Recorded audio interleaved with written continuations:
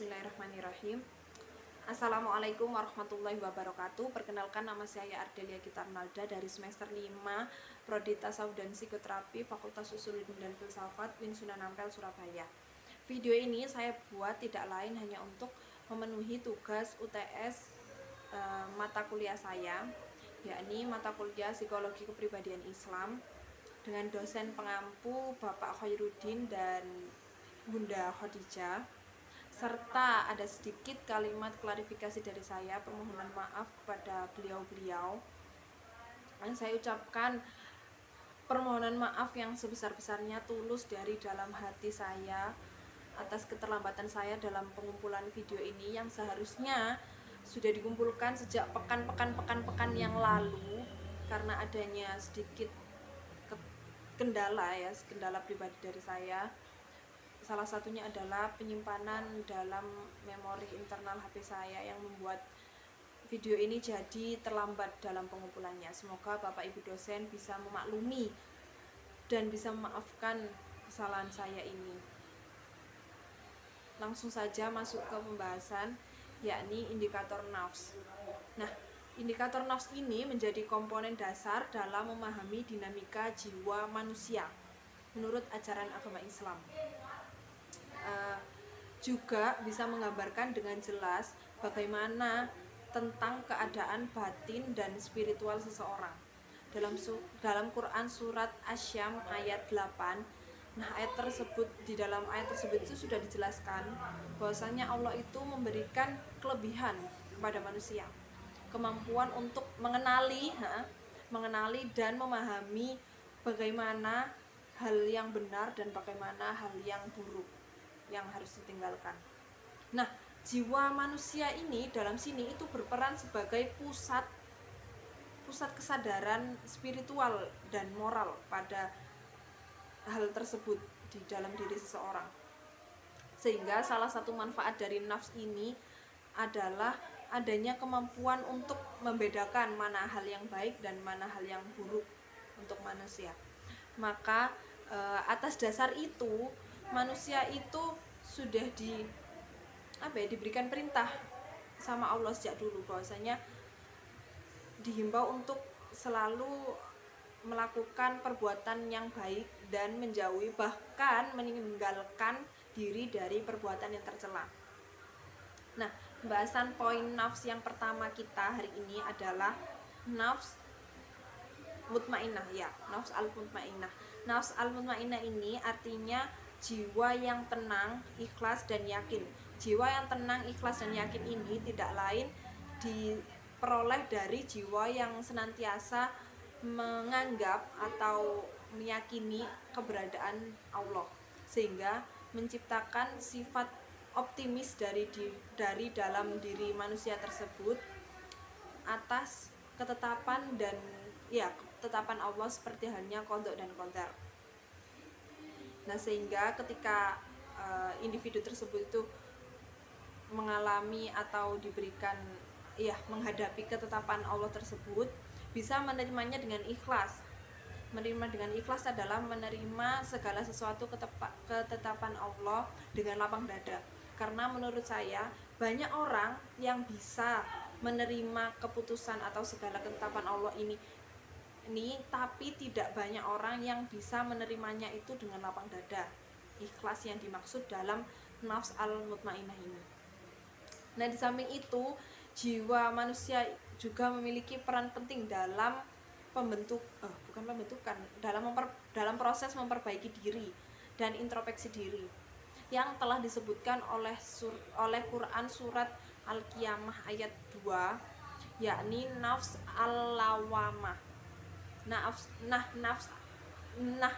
al-lawamah ini itu merupakan perwujudan dari kesadaran manusia terhadap kesalahan dan senantiasa ingin memperbaiki diri sendiri, ingin memperbaiki serta perbaikan diri, memperbaiki diri ya. Terus apa tadi? Memperbaiki diri. Nah, di nafs ini itu, jiwa tersebut itu merupakan dorongan dalam dorongan kepada manusia untuk senantiasa selalu berkembang dan memperbaiki diri secara moral dan spiritualnya, sehingga individu tersebut itu mampu kembali kepada Allah dalam keadaan yang selalu lebih baik dari hal kemarin. Itu kan setiap hari individu itu selalu kembali kepada Allah. Nah, dari nafs al-lawamah itu diharapkan individu tersebut itu ketika kembali kepada Allah itu dalam kondisi yang lebih baik dari hari-hari kemarin. Nah, yang terakhir ini adalah nafs al-amarah ya. Setelah nafs al-lawamah, yang pertama nafs al-mutmainnah, yang kedua nafs al-lawamah, yang ketiga nafs al-amarah. Nafs al-amarah ini diibaratkan sebagai api yang tersimpan dalam darah manusia dan tersebar ke seluruh tubuh manusia. Nah, nafs al-amarah ini senantiasa menarik manusia ini untuk berbuat rendah yang berbuat rendah sesuai dengan naluri primitifnya. Dalam artian gini aja deh, naluri primitif itu mencakup syahwat dan perbuatan-perbuatan tercela. Nah, adanya nafs al-amarah ini tidak lain disebabkan oleh dua daya. Yang pertama daya apa? Daya syahwat ya. Daya syahwat ini meliputi selalu menginginkan birahi atau kecintaan terhadap hal-hal yang dilarang atau hal yang tidak semestinya, atau syahwat ini selalu mengikuti atau menginginkan ingin ikut campur dengan urusan orang lain gitu dan sebagainya. Yang kedua ini adalah daya ghadab. Daya ghadab ini meliputi sifat-sifat itu kayak sifat-sifat iri, sifat-sifat tercela, sifat-sifat iri, dengki, tamak, serakah, berkelahi dan sebagainya. Nah, orientasi dari nafs al-amarah ini itu adalah selalu mengikuti sifat-sifat binatang. Mulai dari jiwa sampai dengan jasmaninya, seperti wujudnya itu kayak makan, minum, tidur, bersenggama, dan tempat tinggal yang berlebihan. Bukan hanya tempat tinggal tapi hatta yang berlebihan kan itu diibaratkan sebagai sifatnya hewan. Nah, itu nanti kalau sudah sampai puncaknya itu nanti dinamakan dengan hubud al-dunya wal maut. Disetarakan dengan hal itu. Dinamakan, pokoknya puncaknya itu ada di hubud dunya wal maut gitu, puncak dari nafs al-amarah itu.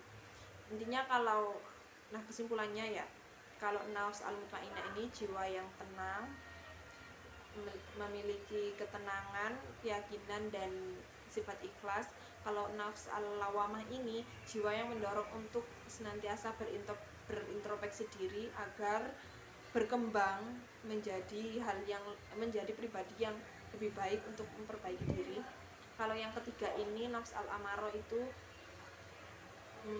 yang selalu menarik ke hal-hal yang tercela, sifat-sifat tamak, serakah dan sebagainya. Mungkin cukup itu penjelasan dari saya. Sekali lagi saya ucapkan permohonan maaf yang sebesar-besarnya kepada Bapak Ibu dosen.